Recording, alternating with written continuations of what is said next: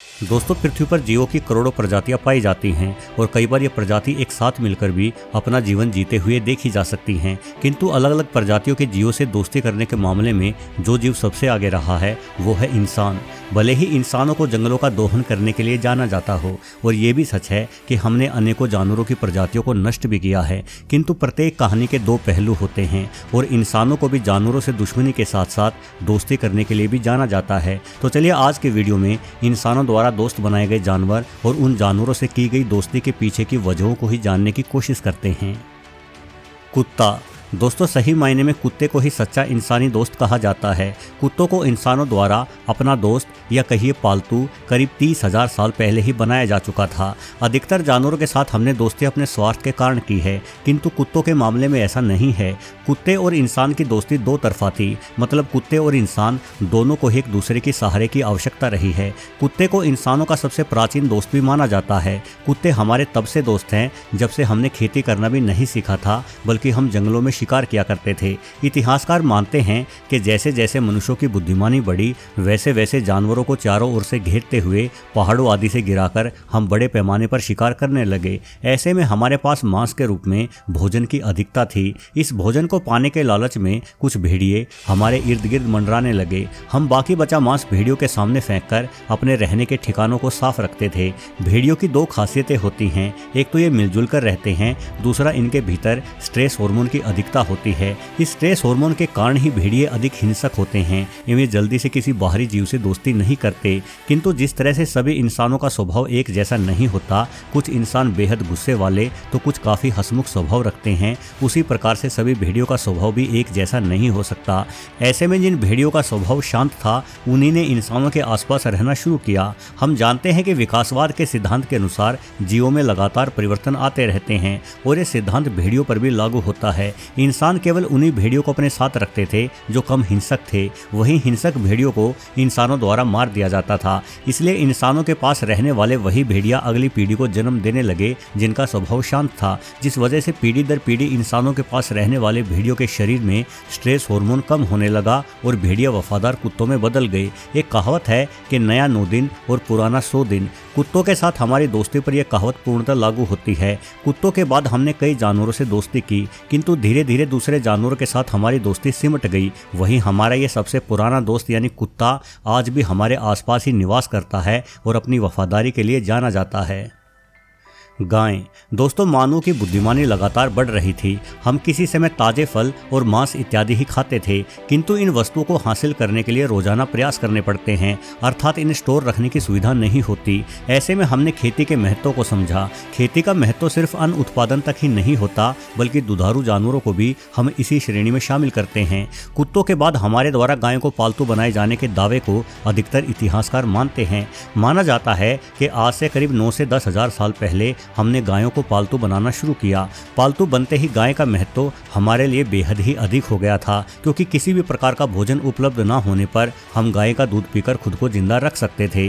गाय का दुग्ध उत्पादन काल भी ग्रीष्म ऋतु का होता है और इस मौसम में न सिर्फ भोजन की बल्कि पानी की भी कमी हो जाती है। ऐसे में गाय का दूध हमारे लिए किसी जीवन अमृत से कम नहीं माना जा सकता। यही वजह है कि भारत में आज तक गायों को पूजनीय माना जाता है। गाय का बछड़ा बड़ा होकर बैल बनता और इसमें कोई संदेह नहीं है कि इंसानों की खेती करने में सबसे पहली मदद बैल ने ही की थी। बैल की ताकत को इंसान हल खींचने के काम में लाते और अन्न उत्पादन होता। कुल मिलाकर गाय और बैल के रूप में हमें ऐसे साथी मिल चुके थे जिन साथियों के दम पर अब हमें जानवरों के शिकार करने की आवश्यकता भी नहीं पड़ती थी, क्योंकि अब हमारे पास दूध और अन्न था। नतीजा इंसानों के जीवन में एक बहुत बड़ा परिवर्तन आया। हमेशा शिकार की तलाश में एक स्थान से दूसरे स्थान पर भटकता इंसान अब एक ही स्थान पर रहने लगा और अन्न उपजाकर अपना जीवन जीने लगा। जल्द ही हमने छोटी छोटी बस्तियां बनाकर रहना शुरू किया और यही परिवर्तन आज के आधुनिक मनुष्य की शुरुआत का सबसे बड़ा कारण बना। शायद कुछ लोग मेरी बात से सहमत ना हो, किंतु मानव तरक्की में गाय का योगदान अतुलनीय है। बिना गाय के हम कभी भी आधुनिकता की ओर नहीं जा सकते थे। इसलिए गाय को मां मानना और गाय की पूजा करने जैसी भावनाओं का सम्मान किया जाना आवश्यक है। हालांकि हमें दूध भैंस या अन्य जानवरों से भी मिल जाता है, किंतु भैंसों का दुग्ध उत्पादन काल वर्षा ऋतु का होता है। इस मौसम में हरियाली के कारण इंसानों को भोजन की कमी नहीं रहती। वहीं भैंसों के उदंड स्वभाव के कारण नर भैंसों का खेती जैसे कार्यों में प्रयोग भी काफी कम किया गया है। हाथी और घोड़े। दोस्तों, इतिहासकार मानते हैं कि घोड़ों को हमने करीब 5,500 साल पहले पालतू बनाना शुरू किया था। वहीं हाथी को पालतू बनाने का समय आज से 4,500 साल पहले का माना जाता है। वैसे कुछ इतिहासकार ये भी मानते हैं कि इंसानों की हाथियों से दोस्ती घोड़ों से भी कहीं अधिक प्राचीन है। हाथियों की ताकत का इस्तेमाल मिस्र के पिरामिड निर्माण के दौरान भी हुआ माना जाता है, किंतु हाथी अत्यंत ताकतवर और भारी भरकम जानवर है, इसलिए शुरुआत में इन्हें बड़े पैमाने पर पालतू नहीं बनाया जा सका होगा। वहीं घोड़े वफादार भी होते हैं एवं इनके द्वारा लंबे सफर को जल्दी पूरा किया जा सकता है, इसलिए घोड़ों के साथ हमारी दोस्ती शुरुआत से ही बड़े पैमाने पर हुई होगी। जब राजा महाराजाओं का दौर शुरू हुआ तब हाथी और घोड़ों की आवश्यकता कहीं और भी अधिक महसूस हुई। ऐसे में ये जानवर हमारे सबसे महत्वपूर्ण दोस्त बन गए। भारत में युद्धों में हाथियों का इस्तेमाल घोड़ों से भी पहले शुरू हो चुका था, क्योंकि घोड़े प्राकृतिक रूप से भारतीय उपमहाद्वीप में नहीं पाए जाते थे, बल्कि मध्य एशियाई देशों के लड़ाकों के साथ भारत में आए थे।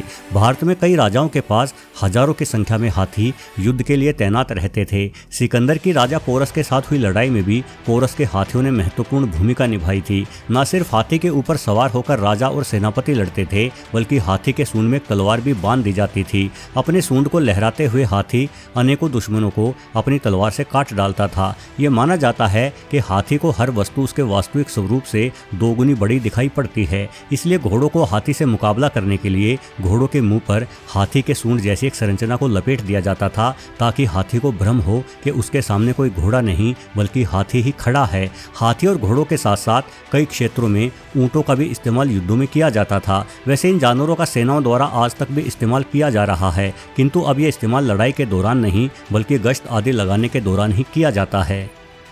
भेड़ बकरी। दोस्तों, भेड़ बकरियों को पालने का काल कुछ इतिहासकार करीब 8,000 साल पहले का भी मानते हैं, किंतु इन जानवरों को बड़े पैमाने पर उस समय पालतू बनाया गया जब इंसानों ने व्यापार शुरू किया।